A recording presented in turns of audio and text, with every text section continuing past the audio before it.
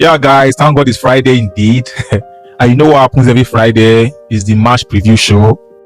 We'll be diving into the matches for the week, at least the top 6 matches from the Premier League, the predicted lineup, predicted scores, and what happened last week, who got it wrong, who got it right, who have a point to prove, and a whole lot more. And the first match is Manchester City versus Crystal Palace. You know, in the match against Bournemouth, Manchester City didn't really do well in that match. They had to depend on individual brilliance to bail them out of that match. You know, we've not seen the pattern of play yet. I'm not blaming Enzo Maresca. It's still very early to judge. You know, they've had some outgoings and incomings, but have they been able to replace those their outgoings? Their wingers, Dogu is injured. They just let Sevinho go. Mamouche is gone as well. You know, although they brought in Boadi from Lille. My question is not even if Manchester City can win the game.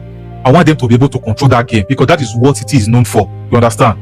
But since this Enzo Maresca came against Arsenal, they were destroyed. Against Bournemouth, you know, they had to get their rhythm back late in the game to be able to salvage a 3-point from that game. Crystal Palace is not going to make the game easy for them at all. You know, I think they are going to play a very compact game. The likes of Jeremy Doku is not available. He's injured. So that wing now, I think is going to be an issue. Jack Grealish is leaving. Mamouche is gone. Savio is gone. So they're just going to. I don't know if Edotadasi will be able to play that match because of the knock he got in the game against Bournemouth. The Man City predicted lineup is Manchester City 2, Crystal Palace 1. Manchester United versus Ipswich. That all City game, I don't know, was this just a bad day in the office of Manchester United, or is that the new pattern for this season? To me, in these weekend matches, I think this is supposed to be the easiest one. But the Ipswich that we knew 2 seasons ago are not the Ipswich standout that we have right now. They've made a lot of changes. They've brought in a lot of players, a lot of strong player, defensive players, physical players. I think they have won their 2 last matches currently, and Manchester United have lost their 2 last matches. Michael Carrick need the reaction in that match. You know, I know they brought in a new defensive midfielder in Carlos Baleba, but he's not going to start because he's currently injured. I think the problem or the mistake from the last match was just selection problem. You know, playing Yuri Tillemans and Andre Santos. They are both good players, but the rhythm is not there yet, and both of them have not really played together in preseason. So I think if Carrick is able to get his selection right this time around, I think it should be a walk in the park. You know, my predicted lineup, I think Kobe Meno should pair with Andre Santos. Then Telemans come from the bench. You understand? And if Manchester United struggle against Ipswich, we're not talking about a bad day anymore, a bad opening day anymore. And there's a serious problem. And my Man United predicted lineup is Manchester United 2, Ipswich 1. Liverpool, Nottingham Forest. It's not going to be easy, but I think Liverpool is going to prevail in this match. You know, Nottingham Forest have a new coach, a very good coach for that matter, Glasner, the former Crystal Palace coach. He's a very good coach. I think my Liverpool problem right now is just the defensive midfield area. You know, they need to stretch that area. They bought Bakola now, but he's not going to start that match because I don't think he'll be registered in time. But if Liverpool concede first in that game, then they are going to have a very long afternoon. You know, but my prediction in the match is 3-1. Chelsea versus Brighton. That is academy versus the main team, because players when Brighton don't send for Chelsea there or more. From the goalkeeper to defense, midfield, attack, they don't do everything. And almost every season they collect their players. This season they just collected Danny Welbeck from them. Last season they collect João Pedro. The previous season Caicedo and Sanchez, Cole come from there as well. You know, and so on.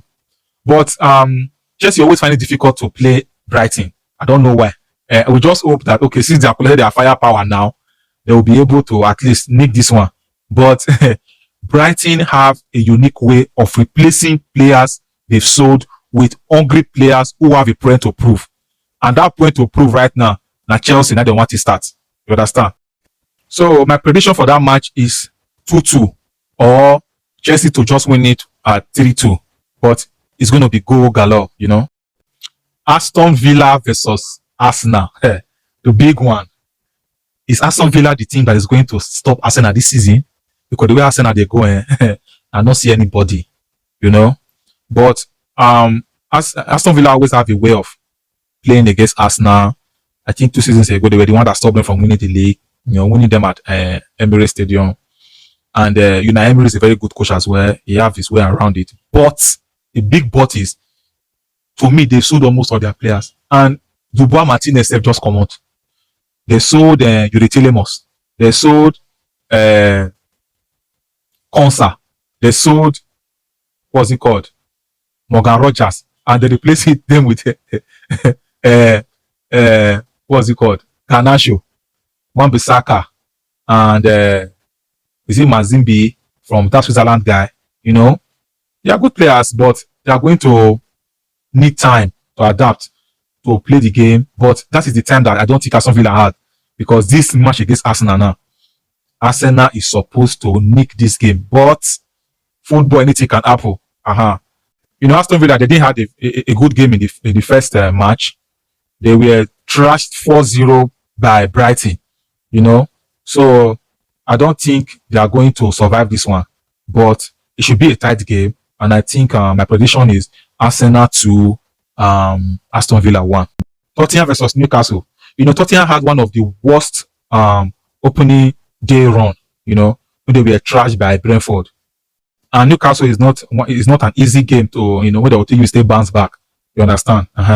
They've spent a lot of money. I mean, Tottenham, they spent a lot of money bringing in the likes of Savio, Tonali, Fernandes, Mamouche, Van Geka, Robertson, Senesi, a whole lot, It's just like a new Tottenham. But it's going to take time. It's going to take time. And the time is a luxury they cannot afford right now. Newcastle, we narrowly drew the match against Liverpool last week. They had a fantastic game. It was just unfortunate for that penalty, for the result to give away that penalty. So this match, I just feel it's going to be a tough match. Both teams are going to play. Both teams are going to score. And even Newcastle, they've been able to strengthen their squad a bit as well. I think Nico Gonzalez from Manchester City just joined them. I'm predicting 2-2 in that match. So 7 games, 7 different questions. Arsenal, are they already title favorites? Liverpool, can they fix their defensive problems? Manchester City, can Maresca control the game? Manchester United, was all City a warning or a glimpse of what to come? Chelsea, can they defend? Aston Villa, can they recover from the 4-0 loss they had in the first match? Tottenham, can the Zerbi turn things around quickly against Newcastle? So the Premier League is just one game hold. But some team have serious questions to answer. Manchester United are under pressure. Arsenal are already looking like title contenders. Chelsea are entertaining but vulnerable. But I think they've worked on that part by replacing Martinez with by replacing Sanchez with Martinez. Tottenham need to immediately respond. Manchester City need a pattern of play, and they need it as soon as possible.